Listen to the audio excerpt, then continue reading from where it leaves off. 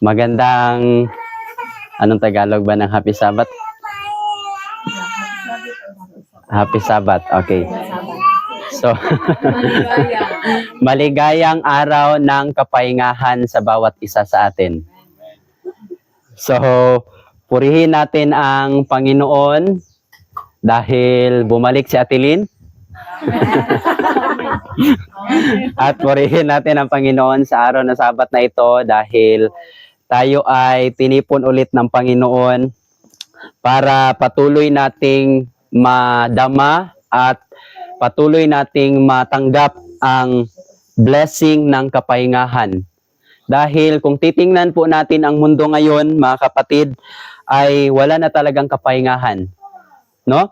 So ngayon, hindi na po natin patatagalin ang ating lesson ngayong umagang ito patungkol sa tunay talaga na kapahingahan. Paano nga ba talaga ang tao magkaroon ng tunay nga kapahingahan? Kasi marami ngayon, even Adventist, kahit sabihin na nating nagpapahinga, umuupo every Sabbath, pero sad to say, wala pa rin kapahingahan. Question ko ngayon sa bawat isa sa atin, meron po bang kapahingahan yung ating kaluluwa ngayon? Mga kapatid. So kung meron pang mga pag-aalinlangan, try nating talakayin sa umagang ito kung paano nga ba talaga tayo magkaroon ng tunay na kapahingahan. Kasi ang tunay na kapahingahan hindi magsisimula kung tayo ay nakaupo during sa mga oras na ito. Kundi ang tunay na kapahingahan magsisimula talaga siya sa ating, saan magsisimula? Sa ating pag-iisip. No? So ngayon, before tayo magsimula, ay hilingin ko pang lahat na tayo po muna ay humingi ng gabay ng Panginoon sa ating pag-aaral. Tayo po muna ay manalangin. Let's pray. Mapagpala naming Ama ng tanan ay nasa mga langit. Maraming salamat sa pagkakataon na naman po na inyo ibinigay sa amin na kami ay patuloy na makakatanggap ng mga pagpapala, lalo na po sa blessing ng kapahingahan sa aming kaluluwa.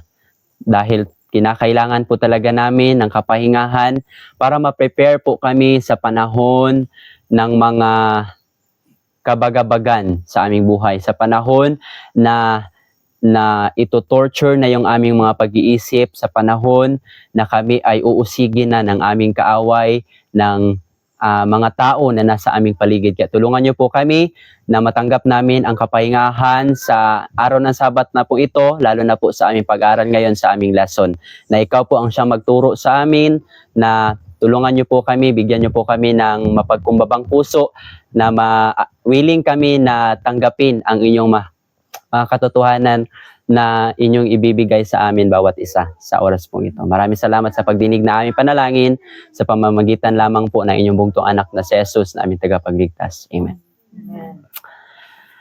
So, tingnan po natin, mga kapatid, ating pag-aaralan ang tunay na kapahingahan talaga kung saan magsisimula.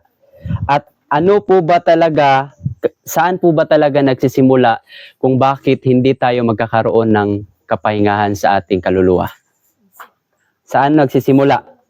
Babasahin ko po, lahat ng mga quotations ay hindi nanggagaling sa akin, kundi nanggagaling ito sa salita ng Panginoon, at ito yung tatalakayin natin sa umagang ito.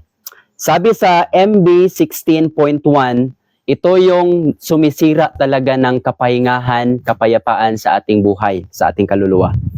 It is the love of self that destroys our peace. Ano daw po yung nagsisira ng ating peace? Sumisira ng ating kapayapaan sa ating kaluluwa. Ibig sabihin ba talaga nito ng Panginoon, wag mong mahalin yung sarili mo? Paano kaya? Kaya sabi dito, while self is alive, we stand ready continually to guard it from mortification and insult, but when we are dead and our life is hid with Christ in God, we shall not take neglects or slights to heart. We shall be deaf to reproach and blind to scorn and insult. Minsan pala talaga, nagiging blessing din pala yung mga tao na kahit bingi sila or kahit hindi sila nakakakita, minsan pala nagiging blessing yun. Kasi minsan, yung mga mata natin, yung mga tenga natin, kahit ano-ano na lang yung tinitingnan at pinapakinggan. At minsan, hindi na siya nagiging healthy sa ating kaluluwa. Bakit? Kasi nakakapagpahina na siya ng ating pananampalataya sa Panginoon. Minsan kinakailangan din pala minsan na i-pray natin, Panginoon, tulungan niyo ako na maging bingi ako sa mga mga hindi magagandang mga salita, hindi magagandang mga chismis, hindi magagandang mga music na aking mapapakinggan. At maging bulag sana ako saan maging bulag. Kumbaga, hindi na natin makikita yung mga doubts ba? Hindi na natin makikita yung mga negativity sa mga pangyayari sa buhay natin, kundi maging positive na lahat ba? No? So, kapag buhay pa daw yung sarili natin, kapag buhay pa talaga si Jervin, talagang iniingatan ko palagi yung reputation ko.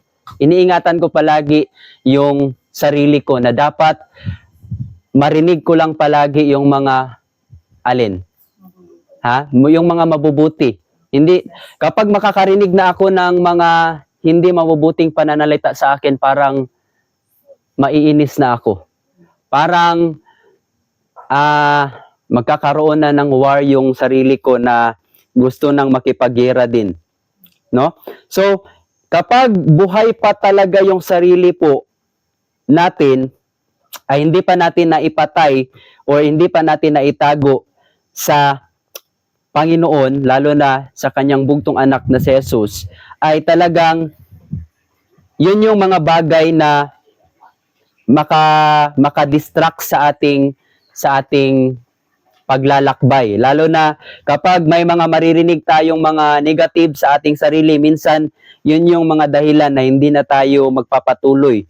Minsan nanghihina na yung ating loob na mag-serve sa Panginoon, lalo na pumili sa daan ng Panginoon. Alam nyo ba mga kapatid, hindi ko lang alam kung ngayon, ilan na ba or gaano na ba talaga kalaki ang utang ng Philippines. Noong 2022, alam nyo ba kung akala natin na kumbaga maraming pera yung ating bansa? Pero alam nyo ba, noong 2022, alam nyo kung ilan na yon or magkano na ang utang ng Philippines sa World Bank, mga kapatid? Alam nyo magkano na? 12.3 trillion na yung naging utang ng ating bansa. At ano yung ginagawa ng ating bansa ngayon para ulit ay mabayaran yung mga naging utang natin? Ano yung ginagawa ng ating bansa?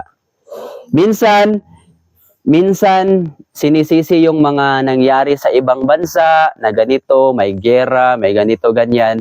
At ginagawa na lang ng paraan para at least na lang babalik or malaki yung babalik na income sa ating panggobyerno para at least na lang mabayaran yung naging utang ng ating gobyerno. Minsan, pinapamahal na lang yung ganitong mga bilihin, para at least na lang unti-unti na makuha talaga natin yung ating profit or at least na lang unti-unti mabayaran natin yung utang.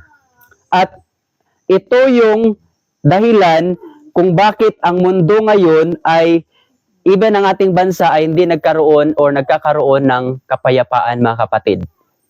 At ito din yung bakit nga ba hindi tayo physically, bakit hindi tayo nakakapagpahinga? Bakit? In simple answer, bakit hindi nakapagpahinga tayo? Physically. Bakit hindi tayo nakapagpahinga? Kasi nag-work tayo. No, yan lang yung kasimple. Ano, te? Ninakaw yung pamilya. So, bakit hindi tayo nakapagpahinga, mga kapatid? Kasi nag-work tayo. No? At yun din yun, in spiritual sense, dito naman sa Panginoon, minsan, walang kapayapaan yung ating kaluluwa kasi iniisip natin na minsan, Sino po ba dito ang meron pang, no, maybe may iba sa atin? Minsan, kami meron pa kaming, to tell you honestly, meron pa kaming isang tao, ewan ko, isa or dalawa, na-remember ko. Meron pa kami isa or dalawang tao na nautangan. Konti lang naman. Pero, minsan, naiisip ko yun ba na, may utang pa pala tayo ni sister, ni brother, dapat mabayaran yun. So, minsan, yun yung nagbabother sa amin ba na, actually, magkano yan, Mang? Mga 6,000 lang naman yun. Wow. Pero, lang naman, pero hindi pa nabayaran.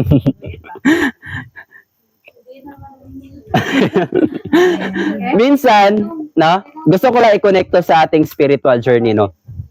Minsan, yun yung mga bagay na, kumbaga, i-connect natin sa Panginoon, minsan hindi nagiging mapayapa yung kaluluwa natin kahit nagsiserve na tayo sa Panginoon, kahit ilang taon na tayong naging Adventist, kahit ilang taon na tayong naging tinanggap natin yung truth, pero bakit parang may kulang pa rin? Parang hindi pa rin tayo nakaka-experience ng kapayapaan. Bakit kaya, mga kapatid? Kasi iniisip pala natin na parang may utang tayo sa Panginoon na dapat nating bayaran. Lalo na nagsiserve ako para mabayaran ko yung mga nagawa kong kasalanan dati. At least na lang mabawas-bawasan yung aking kasalanan. At least na lang, or either nagsiserve tayo sa Panginoon para mabigyan tayo ng pabor, para mabigyan tayo ng benefits ng Panginoon. Yan po ba talaga yung dahilan kung bakit nagsiserve tayo sa Panginoon? I tell you the truth, hindi pa rin magkakaroon ng kapayapaan yung kaluluwa natin kahit nagsasabat tayo. Kung iniisip natin ang dalawang bagay na ito, iniisip natin na parang may utang talaga tayo sa Panginoon na dapat nating mabayaran, kaya tayo gumagawa ng mabuti. Or second, para magkaroon tayo ng pabor sa Panginoon. Kagaya ng boss mo ba? Kung naka-experience kayo noon ng maging employer, o employee. Yeah, employee. 'Di ba talagang paglingkuran mo yung boss mo, dapat ganito yung gawin mo, lalo na dapat para next year or sa susunod na panahon ay tataas yung tataas yung sahod mo or tataas yung posisyon mo sa company or sa trabaho mo. So yan yung ginagawa natin. Gayon din sa Panginoon. Minsan, kung yan yung naging rason natin sa pag-serve natin sa Panginoon, bakit tayo nagsasabat? I tell you the truth, mahirap pa rin tayo magkakaroon ng kapayapaan at kapahingahan sa sarili natin. Kasi iniisip natin na parang may dapat tayong bayaran sa Panginoon. Kaya gumagawa tayo ng mga ganitong bagay. Or either, para makapabor tayo sa Panginoon. Yan nga ba talaga? So, continue mga kapatid. Hosea chapter 4 verse 6, sabi dito, "My people are destroyed for the lack of knowledge." Bakit daw po ang kanyang mga bayan ay ma-destroy? Dahil kulang sa kaalaman. Ano ba talagang klaseng kaalaman ang kinakailangan ng bayan niya, mga kapatid? Bakit nagkakulang tayo? Because thou hast rejected knowledge. Dahil tayo pala yung pumili na palikuran yung knowledge na ito. At alam nyo ba mga kapatid, anong klaseng knowledge na kinakailangan talaga natin sa mga panahong ito? Ang knowledge na kinakailangan pala natin ay walang iba, kundi dito nagkulang yung bayan niya. Sa 2 Corinthians 4 verse 6, "For God who commanded the light to shine out of darkness had shined in our hearts," dahil ang ating puso ay napakadilim talaga, "to give the light of the knowledge of the glory." Anong ibig sabihin ng glory? Character of God in the face of Jesus Christ. Ibig sabihin, kaya pala tayo hindi maliligtas, hindi dahil pinaburan ka ng Panginoon or but si Sister Alma lang yung ililigtas ko dahil marami siyang ginawang mabuti. Si Sister hindi ko to ililigtas dahil naging masama siya. Ganon ba talaga yung pagdating ng judgment ng Panginoon? Kundi, kaya po tayo madi-destroy, di dahil dinestroy tayo ng Panginoon, kundi nagkulang pala tayo ng knowledge. Knowledge ng kaniyang character. At saan natin ito matatagpuan, mga kapatid? In the face of Jesus Christ. So kung nagnanais tayo na magkaroon talaga ng kaligtasan, ay tingnan po natin yung buhay ni Jesus Christ. Bakit? Kasi, alam niyo ba mga kapatid kung ano talaga yung kinakailangan ng mundo ngayon? Ano talaga yung kinakailangan ng mundo? The world needs. Ano talaga? In Maranatha 103.3, everywhere, kahit saan tayo papunta, there are hearts crying out for something. Marami ngayon, kahit makikita natin masaya sa social media, pero ang puso talagang umiiyak. At nagdi-desires ng something yung puso ng karamihan ng mga tao ngayon. Ano yung dinidesire talaga natin? They long for a power that will give them mastery over sin. Kasi ang pinaka-problem talaga natin ngayon yung sin eh. At sumusunod na dito yung pride, yung crime, yung ano pa ba? Lahat ng I. Doon nagsisimula yung sarili, yung kasalanan. Lahat ng I. Nanggagaling lahat sa sarili. A power that will deliver them from the bondage of evil. Ito yung long ng karamihan ngayon ng mga tao na nakita ni Sister White. Ang mastery over sin. Paano talaga ako makakatagumpay ng kasalanan? Napakasarap talaga ng kasalanan. Ang kapangyarihan that will deliver them from the bondage of evil. Ito yung pangalawa. Paano talaga ako ma-deliver or makakaligtas sa aking pagkabihag sa kasamaan? A power that will give health and life and peace. Paano ako magkakaroon ng kapangyarihan na sa aking kalusugan at sa aking buhay na magkaroon talaga ako ng kapayapaan, mga kapatid? Ito yung nilulong ngayon ng sanlibutan, kahit sino sa atin.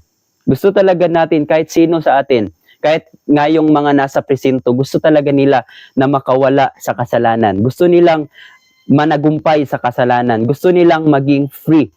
Kaya ngayon mga kapatid, iniisip nila, karamihan ngayon kapag nasa kulungan ka na, talagang wala ka talagang freedom. Pero to tell you honestly, as my personal observation, someday, kasi dalawa lang yung pagpipilian natin eh. Either makulong ka or mapapunta ka sa imprisonment or tatakbo ka sa kabundukan. Dalawa lang.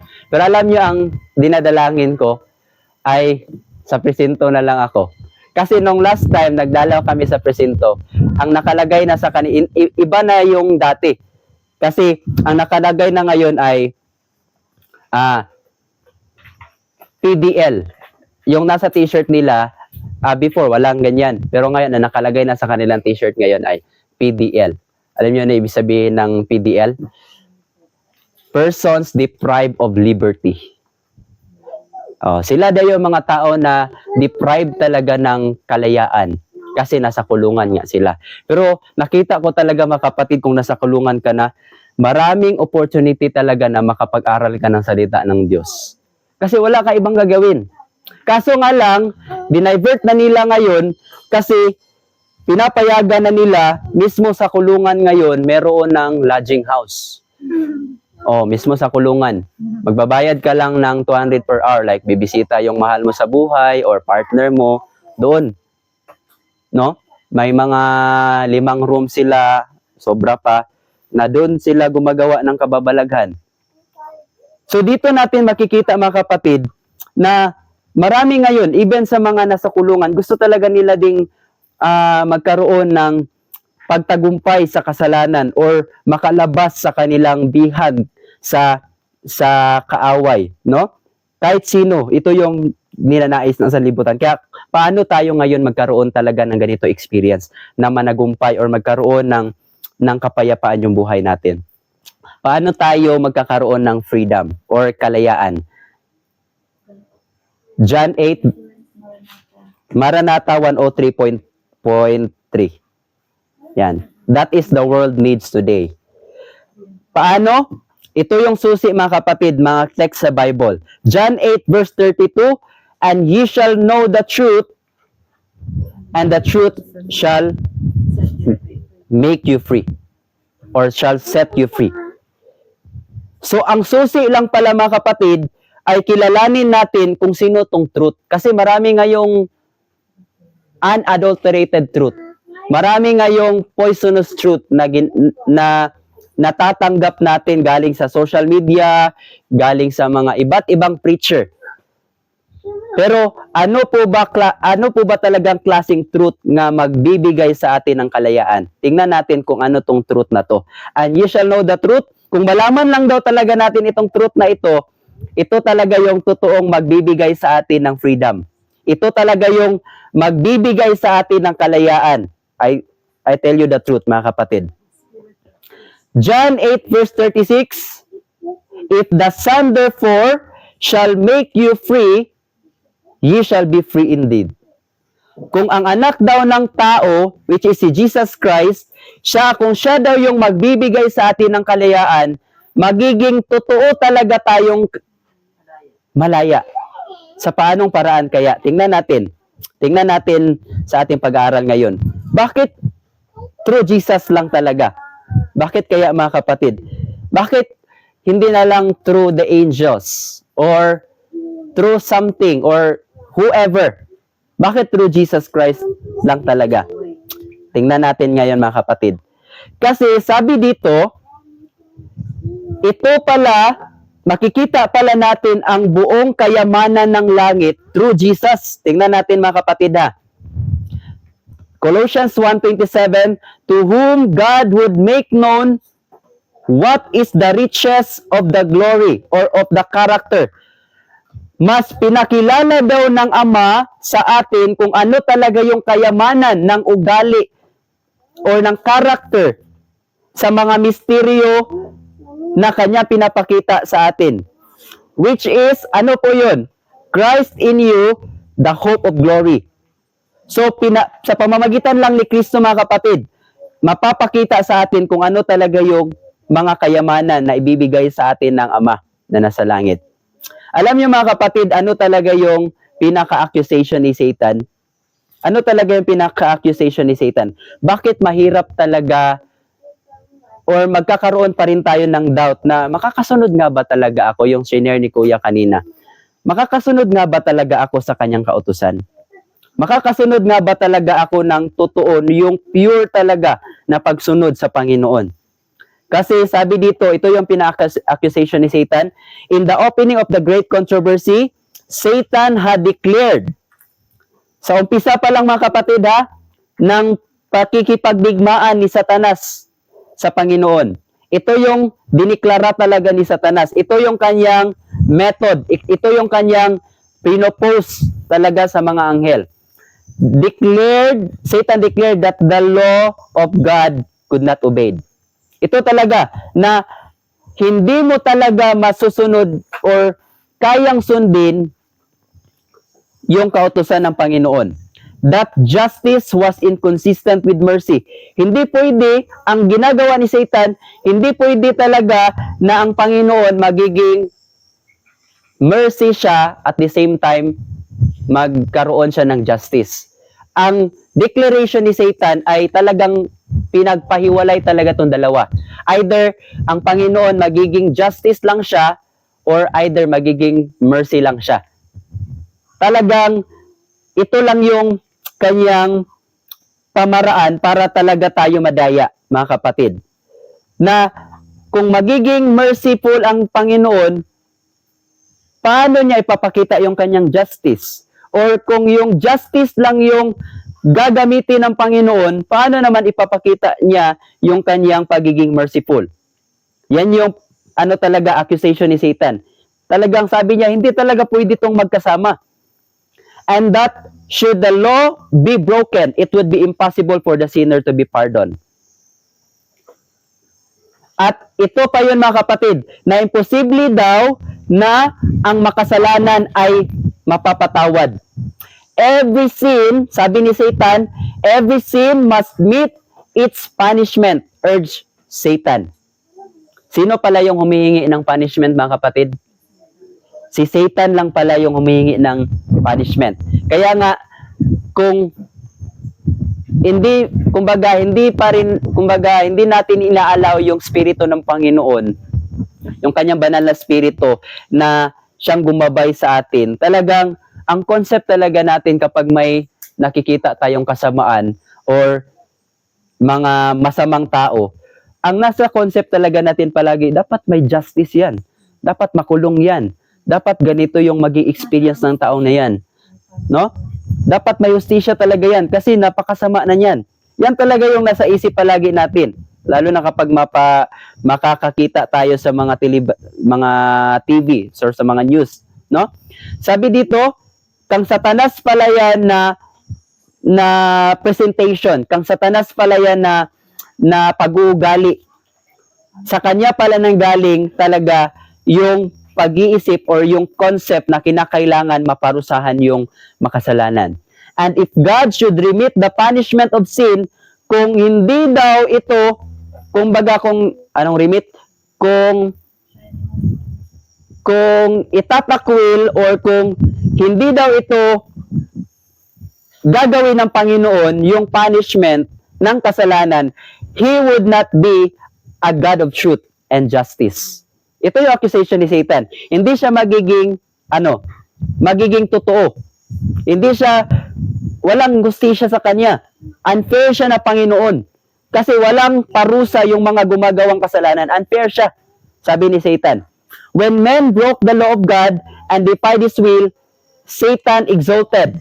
It was proved, he declared that the law could not be obeyed. Men could not be forgiven. Sabi talaga ni Satan, because he after his rebellion had been banished from heaven, Satan claimed that the human race must be forever shut out from God's favor. God could not be just, he urged, and yet show mercy to the sinner. Ito talaga yung ginagawa ni Satan para hindi tayo magkaroon ng kapayapaan. Kasi minsan iniisip natin, unfair talaga yung Panginoon. Lalo na kapag iniisip natin na papaboran talaga tayo ng Panginoon kasi gumagawa tayo ng mabuti. Bawal din naman yung tawanan. No? Now, tingnan natin mga kapatid. Paano po ba talaga pinakita ng Ama yung kanyang tunay talaga na pag-ibig sa atin bawat isa? Not only sa kanyang anak, but to all of us, mga kapatid. Galatians chapter 4 verse 6, the love of the Father was sent to us. And because ye are sons, God had sent forth the Spirit of His Son into your hearts, crying, Abba, Father. So makikita natin yung Spirito ng Ama, makikita natin yung ugali ng Ama, makikita natin yung pag-ibig ng Ama sa pamamagitan lang talaga ng kanyang bugtong na anak. Bakit mga kapatid? Tingnan natin dito. Sa 2 Corinthians 3 verse 13 to 17, ito yung gustong alisin sa atin ng Ama. Kaya ang kanyang bugtong na anak ang nagtanggal talaga nitong doubt na nagtatakip sa atin. Kasi sabi dito sa 2 Corinthians 3 verse 13 to 17, ito yung nagtatakip sa panahon ng mga Israelites, sa panahon ni Moses ng mga bayan ng Diyos. Bakit hindi sila nagkaroon ng kapayapaan? Hindi sila nagkaroon ng rest. Kahit during the day, may provision talaga ang Panginoon sa kanila at during the night, may provision na sumasama talaga sa kanila ang Panginoon, mga kapatid. Kasi, sabi dito, but even unto this day, kahit sa araw na to, kahit sa panahong ito, when Moses is read, the veil is upon their heart. Nevertheless, when it shall turn to the Lord, the veil shall be taken away. Now the Lord is that Spirit, and where the Spirit of the Lord is, there is liberty. Bakit talaga mayroong kalayaan kapag nasa atin na ang Espiritu ng Ama, mga kapatid? Sabi dito sa MH 409.1, like our Savior, we are in this world to do service for God. Kagaya ng ating Panginoon, nandito daw po tayo sa sanlibutan para magkaroon ng pagserbisyo sa Kanya. And we are here to become like God in character. and by a life of service to reveal Him to the world in order to be co-workers with God, in order to become like Him and to reveal His character, we must know Him aright. Kinakailangan po talaga malaman natin siya ng insakto. Malaman natin yung tunay talaga na ugali ng Ama.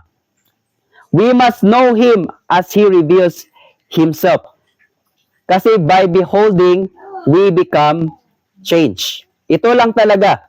A knowledge of God is the foundation of all true education.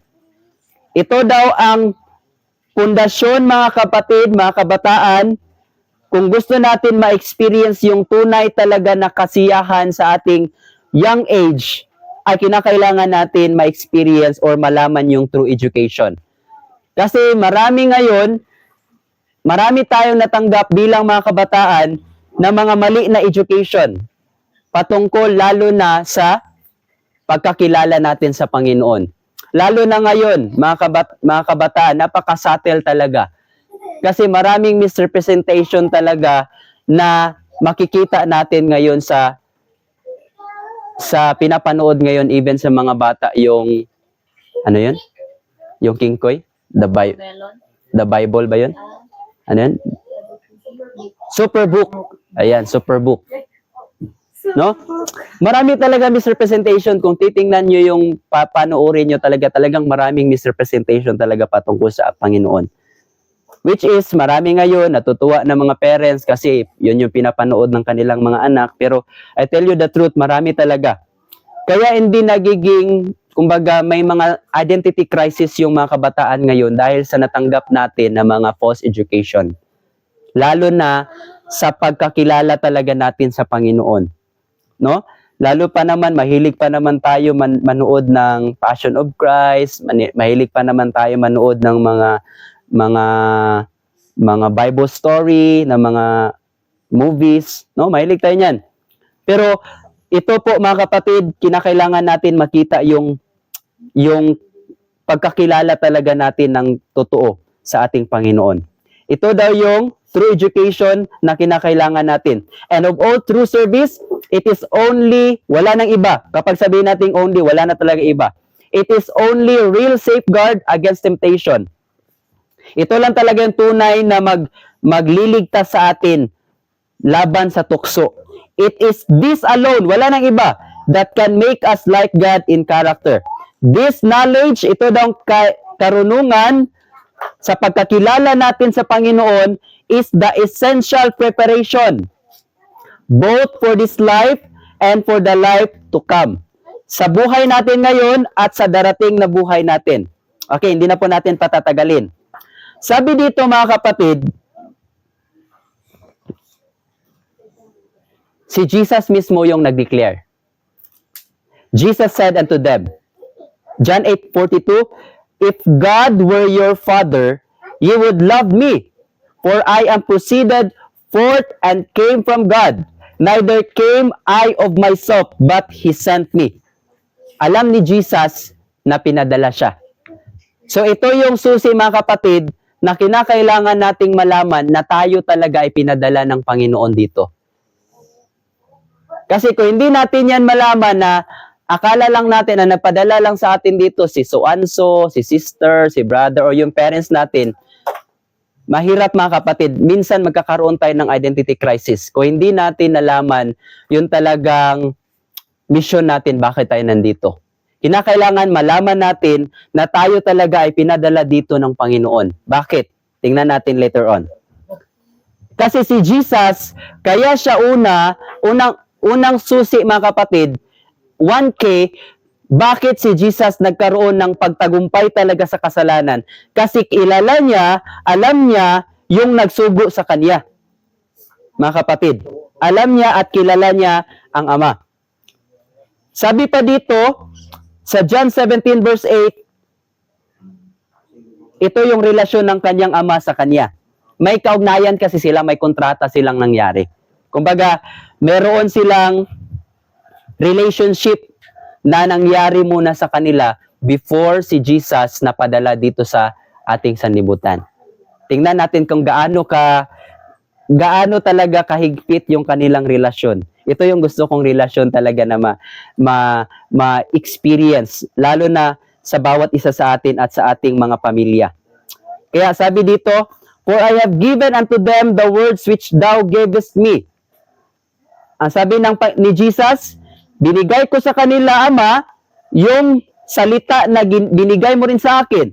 And they have received them and have known surely that I came out from thee, and they have believed that thou didst send me. Para makilala nila na ako talaga ay pinadala niyo, Ama. John 17:21-22, that they all may be one, as thou, Father, art in me, and I in thee, that they also may be one in us, that the world may believe that thou hast sent me. And the glory which thou gavest me, I have given them, that they may be one, even as we are one. Grabe talaga yung relationship nilang dalawa, mga kapatid. Before si Jesus bumaba dito sa lupa. Kasi talagang kilala ni Jesus kung sino yung Ama. Kilala niya talaga. Naniniwala siya, kaya ito lang yung gusto niya i-reveal sa ating mundo kung sino talaga yung Ama. Alam niyo ba, mga kapatid, bakit naging makapangyarihan si Jesus? Bakit parang makikita natin, bakit may naka-overcome talaga siya ng kasalanan? Bakit nadaig niya talaga yung mundo? Bakit, mga kapatid? Saan nagmula yung kanyang power? Saan manggagaling yung power natin ngayon sa ating paglalakbay sa mundong ito? Hindi sana sa mga bagay sa mundong ito. Kasi si Jesus, ang power na nagmula sa kanya, na natanggap niya ay nanggaling sa Ama. Ito yung source of power ni Jesus.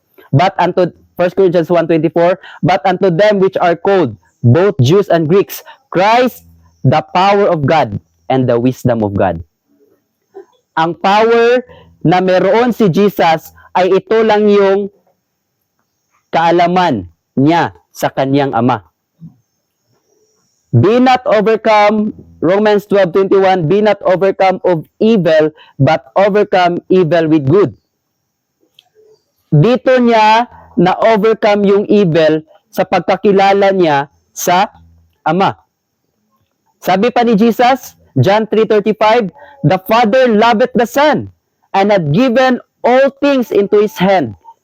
Alam niyo kung gaano kamahal si Jesus ng Ama? Binigay lahat sa Kanya ng Ama. Walang tinago sa Kanya. Walang tinago ang Kanyang Ama sa Kanya. Talagang lahat ng mga meron sa Ama, binigay talaga kang Jesus. Kaya dito natin makikita, mga kapatid, in connection sa atin. Kaya nagda-doubt pa rin yung mga kabataan, maraming kabataan ngayon sa ating society. Nagda-doubt pa rin sila sa buhay nila, or meron pa rin silang identity crisis. Kasi iniisip nila na parang may hindi pa binigay yung ating parents sa akin. Parang may hindi pa nabigay ng lahat. And sometimes na-divert pa yung mga kabataan na akala nila yung mga needs nila ay temporal things. Pero dito natin makikita, mga kapatid, later on, ang Ama, given all things into His hand. Binigay lahat ng Ama, walang tinago ng Ama sa Kanya. Talagang binigay, binuhos lahat sa Kanyang anak, mga kapatid. All things, kapag sabihin natin all things, lahat. Pero ang ibig sabihin dito, mga kapatid, lahat na mga kabutihan na binigay sa Kanya ng Ama. 2 Peter 1:3, according as His divine power had given unto us all things that pertain unto life. Ano yung mga bagay na yun? Ang binigay ng Ama sa Kanya?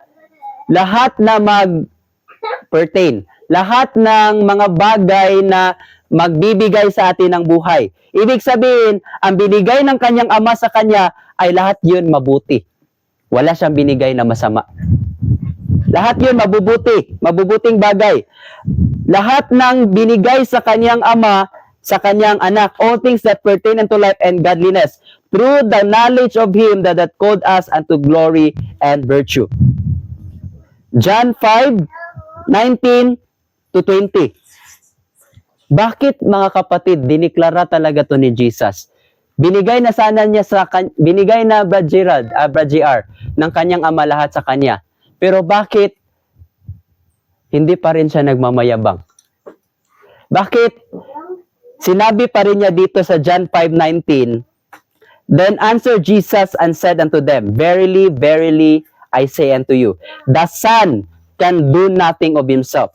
But what he said the Father do, for what things soever he doeth, this also doeth the Son likewise."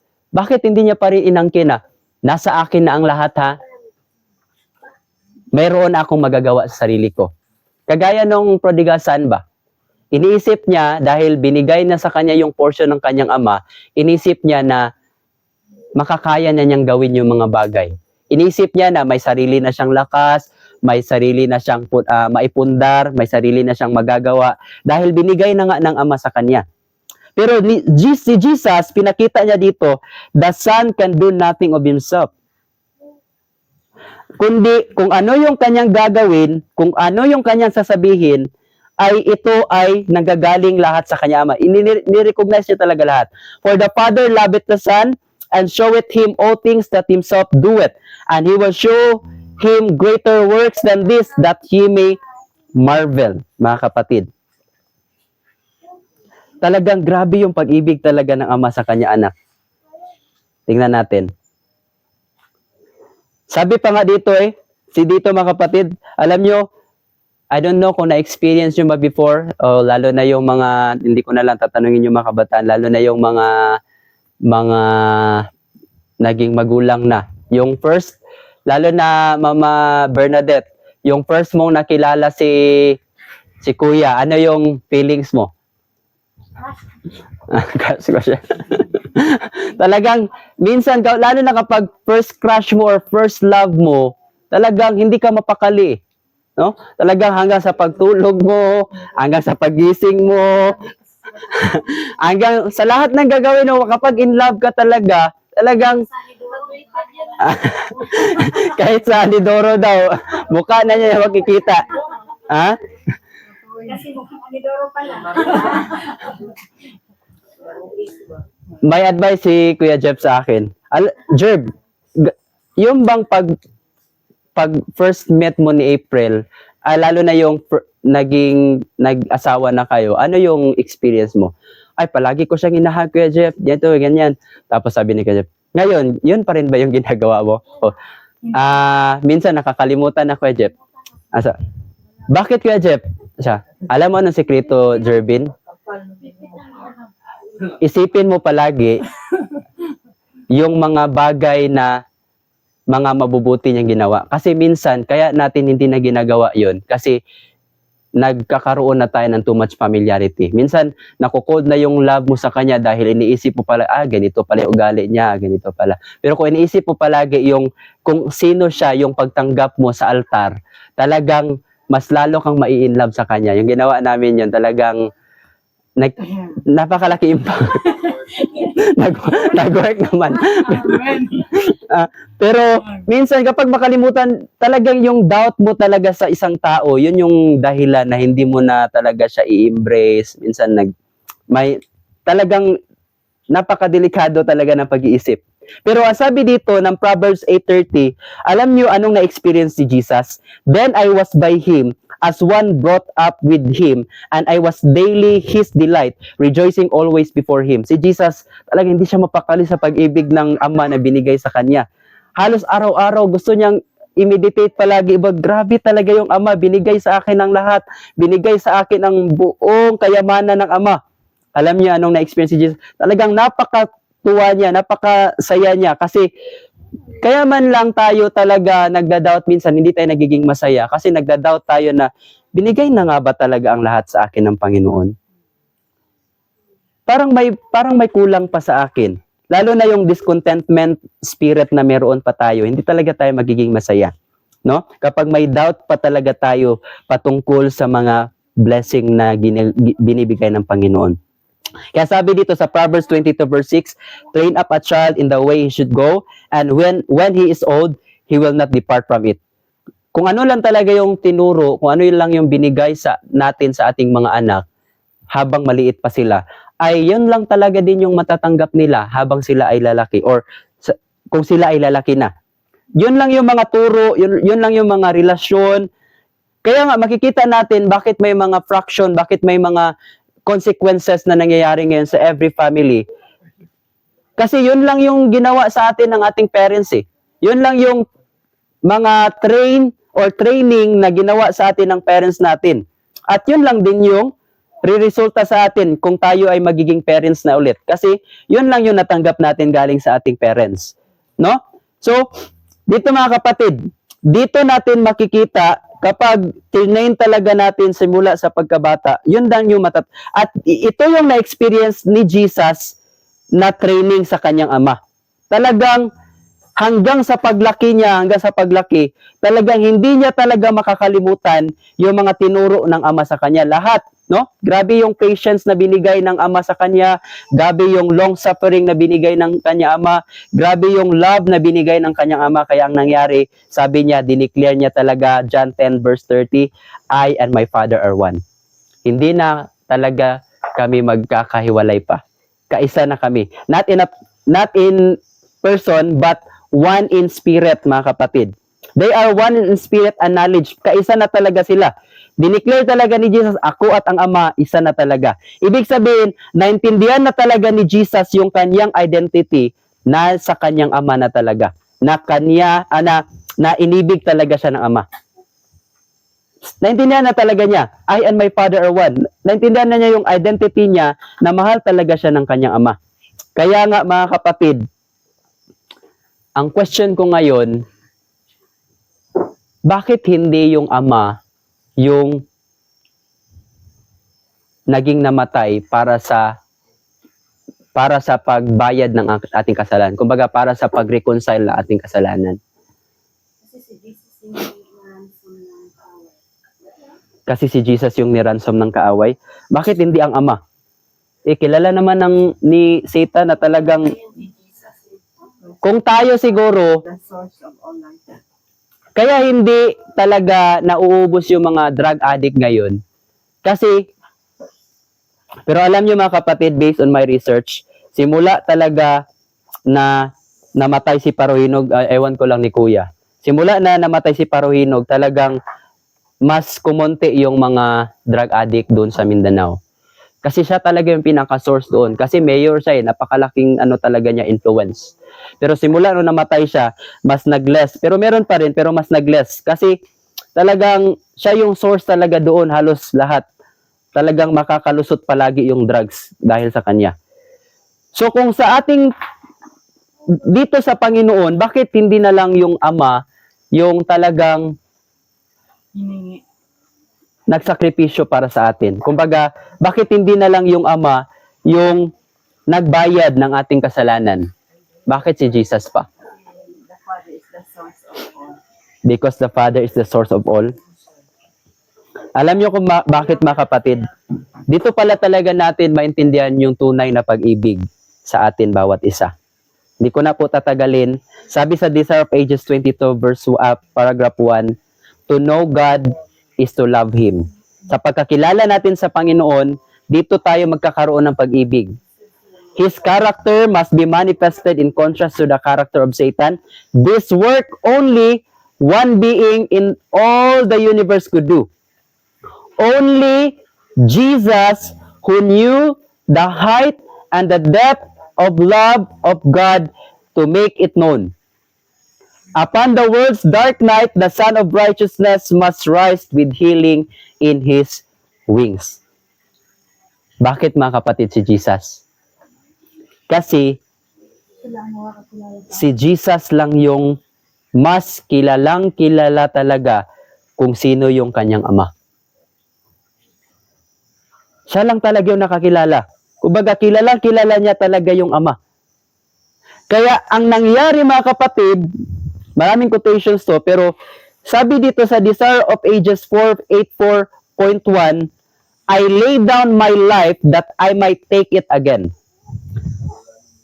Voluntarily, He laid down His life that He might bring life and immortality to light. Ano palang ginawa ni Jesus, ate? Nag-volunteer pala siya na siya yung magiging bayad sa ginawa ni Satan na hiningi ni Satan na kamatayan.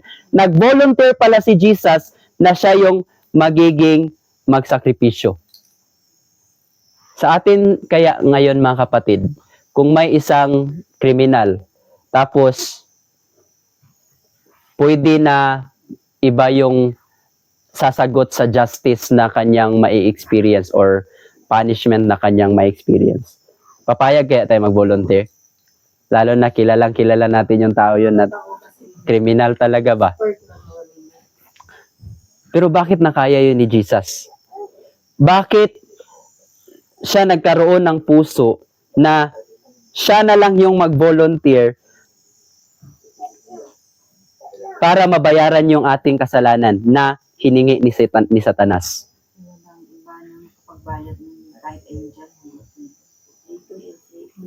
Bakit hindi pwede ang angels, mga kapatid?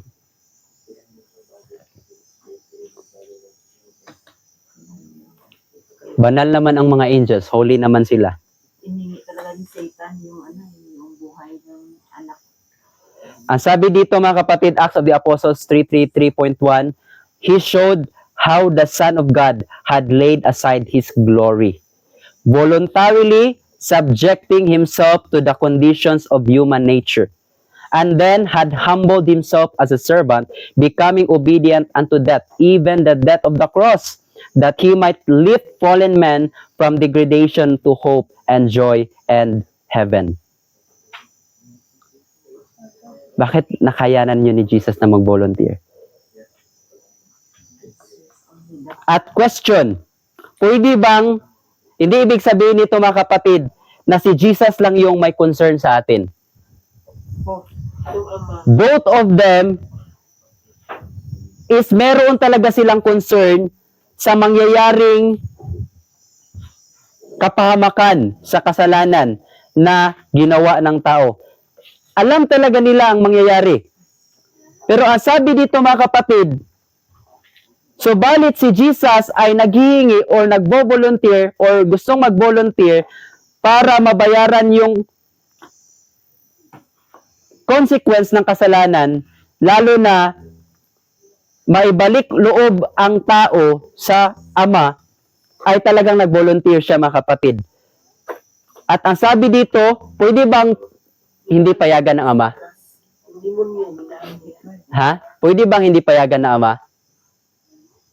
Pwede hindi. Actually, pwede. Pwede siyang pigilan ng Ama. Wag. Kahit kita, as human as we are, hindi natin gusto yung anak natin yung mapapahamak sa isang tao lang na iniisip natin walang kwenta. Sa isang tao lang na makasalanan tapos yung anak mo yung ibo-volunteer mo. Mahirap yun bilang parents. Gayon din yung na-experience ng Ama. Mahirap. Pero alam nyo mga kapatid, kung sa atin lang pag-iisip, grabe ang bangis naman ng Ama, pinayagan niya talaga yung kanyang anak na maging yun yung maparusahan. Pero alam niyo mga kapatid, dito natin madadama ang tunay talaga na kalayaan. Dito natin madadama ang tunay talaga na pag-ibig ng Ama sa bawat isa. Bakit? Kasi kung hindi niya pinayagan yung kanyang anak, mga kapatid, ay hindi niya maipakita sa sanlibutan na mahal niya tayo. At hindi niya maipakita sa sanlibutan na meron talaga tayong true freedom. Bakit? Pabayaan mo na yan, anak. Pabayaan mo na yan sila. Sila yung magsasuffer ng kasalanan na ginawa nila. Pero alam niyo mga kapatid, sa pag-allow ng kanyang anak, dito natin madadama talaga na mahal pala talaga ako ng Ama. Bakit? Sabi dito sa 1 John 4:8-10, ang agape love ng Ama sa bawat isa sa atin, ang unconditional love ng Ama sa bawat isa sa atin ay napahayag through Jesus Christ. He that loveth not, knoweth not God, for God is love.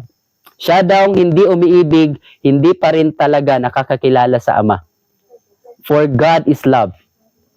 Sa paanong paraan tayo inibig? In this was manifested the love. Itong pag-ibig na ito ay napahayag. Ang pag-ibig ng Ama napahayag toward us, sa atin bawat isa. Because that God sent His only begotten Son. Ang John 3:16, hindi ibig sabihin na anak, ikaw yung ipapadala doon ha, kasi ito yung mangyayari sa mundo, ito yung mangyayari sa mga tao. No. Ang ibig sabihin ng John 3:16, God allowed His Son, the Father allowed His Son to be a propitiation for our sin. Hindi ibig sabihin na talagang sinugo siya ba na, GR, ikaw yung magugas, ikaw yung maganito, ikaw yung maggawa nito, kasi ito yung mangyayari. No. Inalaw ng Ama, God so loved the world that He allowed His Son para tayo ay magkaroon ng kaligtasan. Sabi dito, because that God sent His only begotten Son into the world that we might live through Him. Herein is love. Ito daw yung tunay talaga na pag-ibig. Not that we love God, hindi dahil mahal natin siya, but that He loved us and sent His Son to be the propitiation for our sins. Dito daw natin madadama ang tunay talaga na pag-ibig ng Ama. Unconditional. Sabi dito mga kapatid, sa John 10:15, bakit nag-volunteer si Jesus? Bakit? John 10:15, He knows His Father's love. Nalaman niya at kilalang-kilala niya yung kanyang Ama. Nakakatakot ba yung experience ni Jesus? Nakakatakot po ba yun, Brother Jason? Nakakatakot ba yung, sabi pa nga sa Isaiah, alam na niya yung mangyayari kasi nag-aral siya eh. Nag-aral siya ng mga prophet, Nag-aral siya. Alam niya, sabi pa sa Isaiah, alam niya na bubunutin yung kanyang balahibo. Alam niya na yung kanyang likod ay parang idadaro na. Alam niya na kukoronahan siya ng tinik. Alam niya na paglalaruan siya. Alam niya na duduraan siya. Alam niya na talagang ito-torture siya sa mga tao. Alam niya yun kasi nag-aral siya. Pero bakit hindi na naig yung takot niya? Mga kapatid. Alam niya yun lahat. Alam niya yung mararanasan niya kung siya ay pupunta dito sa mundo natin. Pero alam niyo mga kapatid, hindi na naig yung takot niya. Hindi na naig yung takot niya. Kasi, sabi dito, John 10:15, He knows His Father's love. As the Father knoweth me, kung kilala ako ng Ama, even so know I the Father. Kilala ko din siya. Kumbaga, meron talaga sila intimate relationship. Kung kilala mo talaga yung isang tao, the reason bakit nagda-doubt pa tayo sa isang tao, bakit nag-iisip pa tayo ng minsan negative sa isang tao, bakit? Kasi hindi natin siya kilala eh. Dapat kilala muna natin yung background niya, bakit siya naging ganito, bakit ito yung struggles niya, bakit ito yung kahinaan niya. Kung titingnan talaga natin, kaya hindi ko talaga i-condemn si Kuya Walter. Kasi alam ko yung experience niya talaga na struggle. Hindi ko kung may mga tao man na kilala, makikita ko na bumalik sila sa mga ganong gawain, maintindihan mo talaga pa rin. Kasi alam mo yung struggles nila. So kapag alam mo talaga yung struggles sa isang tao, bakit naging ganyan siya, talagang hindi mo siya i-condemn. Magkakaroon ka pa rin ng awa ba na kawawa naman talaga siya. Kasi hindi niya talaga pa rin kilala yung Ama. Hindi niya pa rin kilala yung tunay talaga na identity niya. Hindi mo siya makokondem kasi kilala mo. Kaya si Jesus, kilala niya yung Ama. Ang Ama, kilala niya din yung anak niya. Kaya niya pinahintulutan. Kasi alam ko anak na talagang ikaw ay magkakaroon ng pagtatagumpay sa paglaban mo sa kasalanan doon. Alam ko, kilala kita anak. I-allow kita. And I lay down my life for the sheep. Kaya niya nilay down yung kanyang sarili kasi alam niya na mahal pa rin siya ng Ama. Alam niya na ililigtas pa rin siya ng Ama. Alam niya na bubuhayin pa rin siya ng Ama kasi alam niya yung Ama niya yung source of life. Kahit papatayin pa siya ng mga tao, kahit ano pang gagawin sa kanya, alam niya at kilala niya ng Ama yung source of life. Kaya kung kilala pala natin yung Ama natin, kahit dadating tayo ng panahon ng kabagabagan, dadating tayo na mga pagsubok, hindi pa rin tayo magda-doubt. Talagang nakaka-smile pa rin tayo, Ate Alma. Bakit? Alam natin na may deliverance ang Panginoon dyan. Alam natin na talagang ililigtas ka talaga ng Panginoon dyan. Kaya kapag kilala mo talagang Ama, talagang yun yung magbibigay sa'yo ng kapayapaan. Yun yung ibig sabihin ng Sabat. Sabi pa dito, the Son defined who the Father is, Matthew 28:18, and Jesus came and spake unto them, saying, all power is given unto me in heaven and in earth. Na-feel talaga ni Jesus yung liberty, yung justification ng kanyang Ama. Sabi niya, lahat ng langit ay akin, binigay sa akin ng Ama. Ano pa yung kulang? Kaya, mga kapatid, dito natin makikita, sabi dito, ano po ba talaga yung tunay, ano po ba ibig sabihin talaga ng langit? Ano talaga ibig sabihin ng eternal life? John 17:3, and this is life eternal, that they might know thee, the only true God. Kapag makilala na natin yung Ama, ang totoong Ama na nasa langit, makikilala lang talaga natin siya ng totoo sa pamamagitan ng kanya anak. Na siya ay Ama or Diyos ng freedom, pag-ibig. Talagang lahat makikilala natin through Jesus Christ. Ito yung magbibigay sa atin ng eternal life. Ibig sabihin, ang eternal life hindi pala magsisimula kung tayo nandun na sa langit, Atilin. Lumsan sila sa kuan. Oo. Sa dinga. Ang eternal life, mga kapatid, Why? magsisimula pala siya ngayon. Magsisimula para siya sa experience mo kung kilala mo na ang Ama. The love of the Father revealed through His Son. If the Son therefore shall make you free, kung ang anak talaga yung magbibigay sa'yo ng kalayaan, you shall be free indeed. Bakit? Kasi ang anak, kilala niya yung Ama. Magiging free ka talaga indeed through the Son, mga kapatid. Kaya ang total confidence ni Jesus, bakit hindi pa, kumbaga, bakit sabi ni Jesus, Matthew 24:36, but of the day and hour knoweth no man, no not the angels of heaven, but my Father only. Bakit even si Jesus may confidence siya? Bakit sa kanya, hindi big deal sa kanya na malaman niya kung kailan siya babalik? Bakit dineclare niya, ang Ama lang talaga yung nakakilala sa aking pagbalik? Bakit kaya? Bakit dineclare niya, kahit yung mga angels, hindi nila alam kailan ako babalik. Ang Ama lang talaga, my Father only. Ano ibig sabihin dito? Wala namang Ama sa ano. Ibig sabihin, mga kapatid, mahalaga na dapat nating malaman yung pagdating ng Panginoon. Pero mas mahalaga, mga kapatid, sa atin, ang ating relasyon natin ngayon sa Panginoon. Kasi, susunod lang yan eh. Kung meron na tayo ngayong relasyon sa Panginoon, sabi sa John, na hindi na tayo matatakot talaga pagdating niya. Kasi kilala na natin siya. Kaya nga, sabi dito natin makikita ang total confidence ng kanyang anak sa kanyang Ama. Bakit? Hindi na sa kanya big deal na kailan siya babalik dito. Sabi pa niya, but my Father only. Ang Ama lang, ibig sabihin, hindi na sa kanya big deal yung future. Ang big deal sa kanya, ang ngayon. Hindi na niya iniisip yung future. Ang iniisip na niya ang ngayon.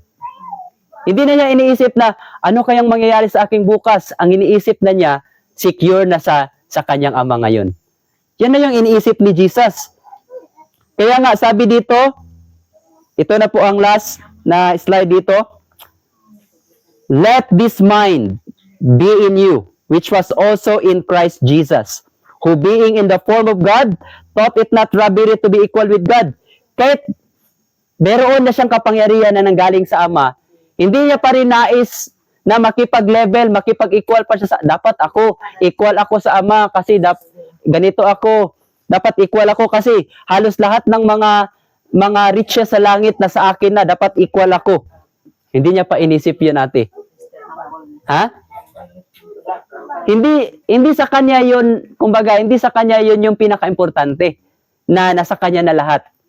Ang importante sa kanya, kaya nagpakumbaba pa rin si Jesus, ito yung importante sa atin. Bakit handa pa rin tayong magpakumbaba kahit ina-accuse na tayo? Bakit kahit ito na yung ginagawa ng mga tao sa atin? Bakit handa pa rin nating magpakumbaba? Paano tayo magkaroon ng mapagkumbabang puso? Paano, mga kapatid? Inanakawon ka na nga, magpakumbaba ka kasi magnanakaw. Ha? Sobra. Dahil kilala mo yung Panginoon. Hindi yun dong security mo eh. Kahit sinisiraan ka pa, tanong ngayon, yan ba yung dahilan na manlalamig na yung pag-ibig mo sa Panginoon? Yan ba yung dahilan na hindi ka na sasamba sa Panginoon? Yan ba yung dahilan na hindi ka na magsiservisyo sa mga tao? Hindi, mga kapatid. Kaya dito natin makikita, ito yung true freedom. Ito yung true rest, mga kapatid. Na mai-experience ng bawat isa sa atin kung kilala natin kung sino talaga ang Ama na nasa langit.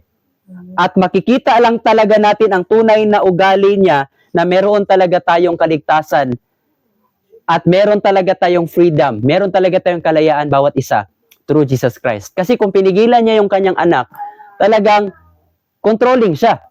Talagang hindi niya mapapakita na may freedom siya. Mga kapatid.